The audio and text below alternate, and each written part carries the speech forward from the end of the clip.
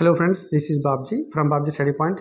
Friends, రేపటి నుంచి మనకి ఎస్ఎస్సి జీడీ ఎగ్జామ్స్ అయితే స్టార్ట్ అవుతున్నాయి. సో ఎగ్జామ్కి వెళ్ళే ముందు తప్పకుండా మీరు అందరూ ఈ ఐడి ప్రూఫ్స్ అయితే తీసుకెళ్ళడం మర్చిపోకండి. దాంతోపాటుగా 2 ఫొటోస్ కూడా తీసుకువెళ్ళండి. అండ్ మోర్ ఓవర్ ఇంపార్టెంట్ అంటే చాలామంది ప్రిపేర్ అవుతున్నారు, బట్ ప్రిపరేషన్ ఎంత ఇంపార్టెంటో ఎగ్జామ్ అటెంప్ట్ చేయడం కూడా అంత ఇంపార్టెంట్. ఎగ్జామ్ అటెంప్ట్ చేయడం చాలా రావాలి. ఎవరైతే ఎగ్జామ్ బాగా అటెంప్ట్ చేస్తారో వాళ్ళు సక్సెస్ అయ్యే ఛాన్స్ ఉంటుంది. అంటే ఎగ్జామ్ అటెంప్ట్ అంటే ఏంటి అంటే, ఫర్ ఎగ్జాంపుల్ మీరు ఎగ్జామ్కి వెళ్తున్నారు. ఓకే, ఎగ్జామ్కి వెళ్తున్నప్పుడు ఎగ్జామ్ బయట చాలామంది మీ ఫ్రెండ్స్ కలుస్తారు, ముందు షిఫ్ట్ వాళ్ళు కలుస్తారు. ఎగ్జామ్ ఎట్లా ఉందని అడుగుతారు. ఒక్కొక్కడు ఒక్కొక్క ఒపీనియన్ చెప్తాడు. ఒకడు బాగుందని చెప్తాడు, ఒక బాగాలేదని చెప్తాడు, ఒకటి చాలా ఈజీ అని చెప్తాడు. బట్ వాళ్ళు చెప్పేదంతా మన మైండ్లో స్టోర్ అవుతుంది. నువ్వు ఎగ్జామ్ హాల్లోకి వెళ్ళే ముందు ఇవన్నీ నీకు గుర్తొస్తాయి. సో అది నీ ఎగ్జామ్ మీద ప్రభావం చూపిస్తుంది.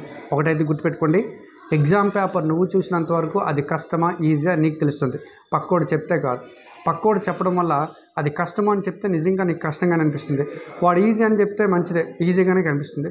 బట్ ఏదైనా ఎగ్జామ్కి వెళ్ళే ముందు నీ మైండ్ సెట్ని కరెక్ట్గా పెట్టుకొని ఎగ్జామ్ హాల్లోకి వెళ్ళిన తర్వాత అది కష్టంగా ఉందా ఈజీగా ఉందా నీకే అర్థమవుతుంది. ఎవరైతే ప్రిపేర్ అవుతారో వాళ్ళకైతే తెలుస్తుంది. మరీ పూర్తిగా ప్రిపరేషన్ లేని వాళ్ళకి ఎగ్జామ్ పేపర్ కష్టం అని తెలియదు, ఈజీ అని తెలియదు. ఎవరైతే ప్రిపేర్ అవుతున్నారో వాళ్ళకైతే చాలా క్లియర్గా ఎగ్జామ్ కష్టంగా ఉందా ఈజీగా ఉందా తప్పకుండా తెలుస్తుందండి. కనుక నేను ఒకటే చెప్తున్నాను, ఎగ్జామ్ మీరు అటెంప్ట్ చేసేటప్పుడు మ్యాక్సిమం 40 బిట్స్ రైట్ చేయడానికి అయితే ప్రయత్నించండి. మ్యాక్సిమం 40 బిట్స్ అంటే ఆ 40 బిట్స్ కూడా మ్యాక్సిమం అర్థమెటిక్ అండ్ రీజనింగ్ నుంచి ఒక 30 బిట్స్ అటెంప్ట్ చేయడానికి ప్రయత్నించండి. ఇంకా 10 ఆర్ 12 బిట్స్ రిమైనింగ్ 2 సబ్జెక్ట్స్ అంటే ఇంగ్లీష్ కానీ జనరల్ అవేర్నెస్ కానీ. కొంతమంది జనరల్ అవేర్నెస్లో చాలామంది స్ట్రాంగ్ ఉంటారు, కొంతమంది ఇంగ్లీష్లో చాలామంది స్ట్రాంగ్ ఉంటారు, కొంతమంది అర్థమెటిక్ రీజనింగ్లో స్ట్రాంగ్ ఉంటారు. నేనేం చెప్తున్నానంటే ఓవరాల్గా మీరు 40 బిట్స్ రైట్ చేయడానికి అయితే ప్రయత్నించండి. ఇలా 40 బిట్స్ అటెంప్ట్ చేస్తే ఖచ్చితంగా మీకు జాబ్ ఛాన్సెస్ అయితే ఉంది. ఇదైతే గుర్తుపెట్టుకోండి.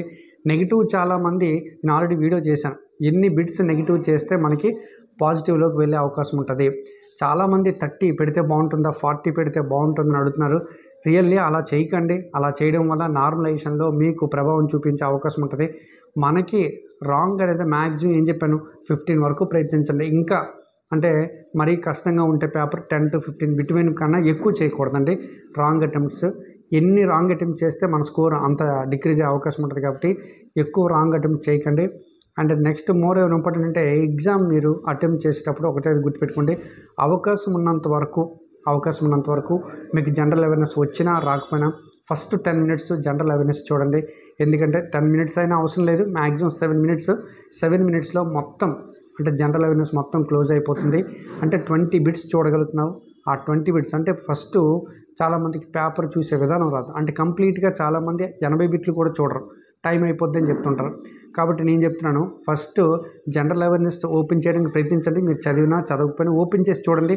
ఒకళ్ళు వస్తే పెట్టండి, లేకపోతే లీవ్ ఇట్. నెక్స్ట్ మీకు అవసరమైతే అర్థమెటిక్ ఇష్టం ఉంటే అర్థమెటిక్ వెళ్ళండి, రీజనింగ్ అయితే రీజనింగ్. ఈ 2 చేయండి. ఈ 2 చేసిన తర్వాత నెక్స్ట్ మీరు ఏం చేయాలంటే ఇంగ్లీష్కి వెళ్ళండి. లాస్ట్ ఆప్షన్లో ఇంగ్లీష్ పెట్టుకోండి. ఒకవేళ నేను ఇంగ్లీష్ బాగా చేయగలను సార్ అంటే అది ముందుగానే తీసుకోండి. నా ఒపీనియన్ ప్రకారం మన ఆంధ్ర తెలంగాణ స్టేట్లో మ్యాక్సిమం ఇంగ్లీష్ అనేది లాస్ట్ అటెంప్ట్ చేస్తే మంచిదని నా ఒపీనియన్.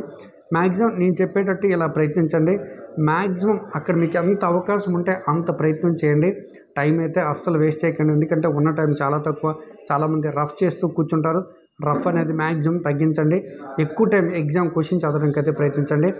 అసలు వర్రీ కాకుండా చివరి వరకు ఎంత అవకాశం ఉంటే అంత ప్రయత్నిస్తే మీకు జాబ్ అవకాశం ఉంది.